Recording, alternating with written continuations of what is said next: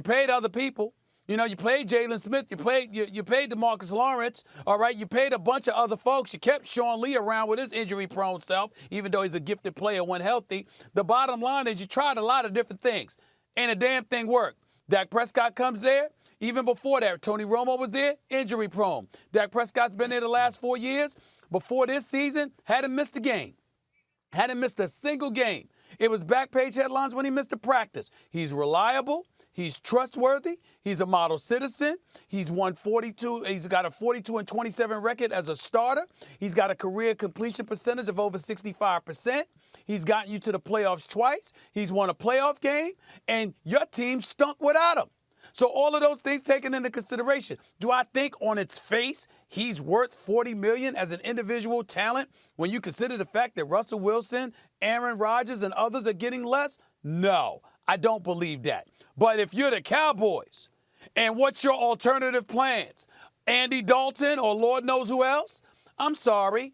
I think he does warrant that because of what you're asking him to represent as a face of that franchise. Yeah. Well, Dan said he doesn't deserve to be the highest paid player in the league. And to quote Clint Eastwood from Unforgiven, deserves got nothing to do with it. You know, the fact of the matter is, several years ago, it would have been a mistake. Last year, and I did not like the Goff contract at the time. I did not like the Wentz contract at the time. I think just because the market's irrational in terms of how much they value the quarterback doesn't mean that you have to follow suit if you don't have a truly great quarterback.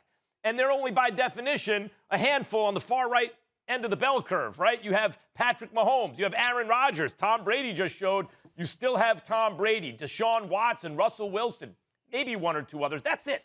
Those are the guys worth top of the market. And even then, you got to be careful how much you pay them because there's just not enough money to go around. That's why there's a hard cap.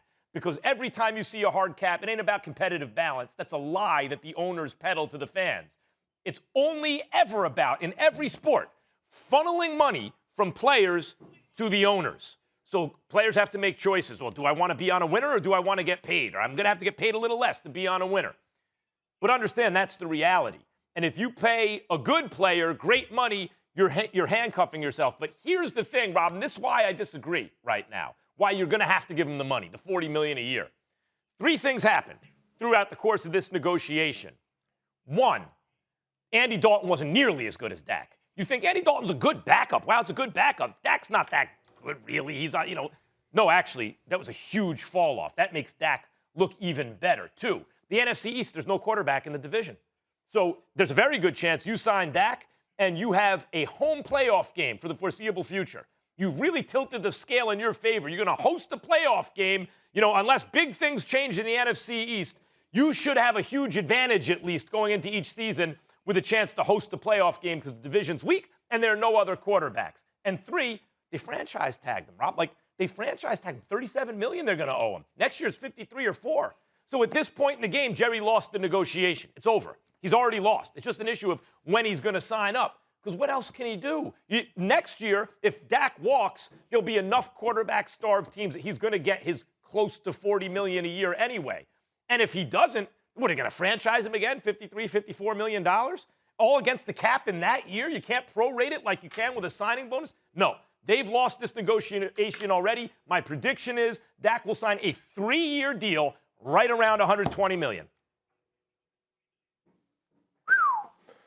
So, look, when I hear you guys talk it, I get it. I mean, look, the Cowboys screwed this up, and Jerry Jones, he really screwed this whole thing up. But when you talk about the value and evaluating a quarterback, I mean, Kirk Cousins is the highest paid quarterback or has made the most of any quarterback in the last 3 years. And, is he a great quarterback? Is he the best quarterback for the Vikings? I don't know about that. So, you look at these teams. If you pay him $40 million a year, look at Seattle. Russell Wilson, prime example. When he was on his rookie contract, they made it to the Super Bowl. They won a Super Bowl. They pay Russell Wilson. They have to cut a bunch of guys on defense.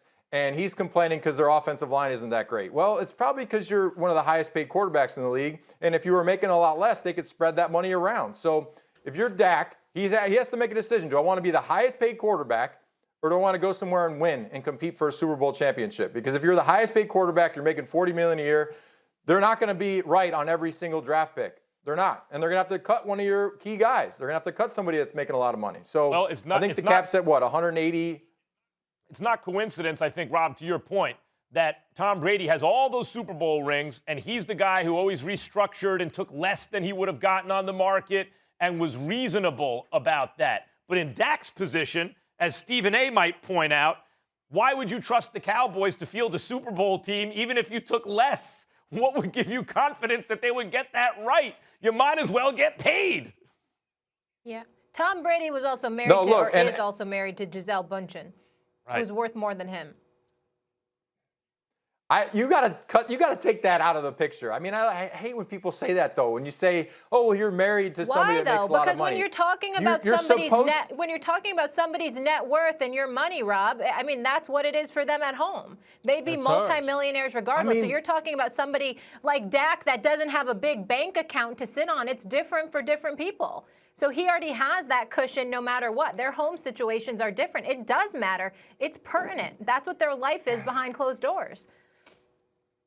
When you're worth $200 million, what's the difference between $400 million? I mean, look, 100 millionaires are worth $100 million. I mean, I don't know. What's your way of life? Is it, oh, I'm going to ride on a different jet or a private jet? Like, oh, I'm going to wear different clothes? No, I mean, but along the way, he's made the money. And when you win Super Bowls, guess what? The money follows you. So everything else that he does, he makes money on. Thanks for watching ESPN on YouTube. For live streaming sports and premium content, subscribe to ESPN+.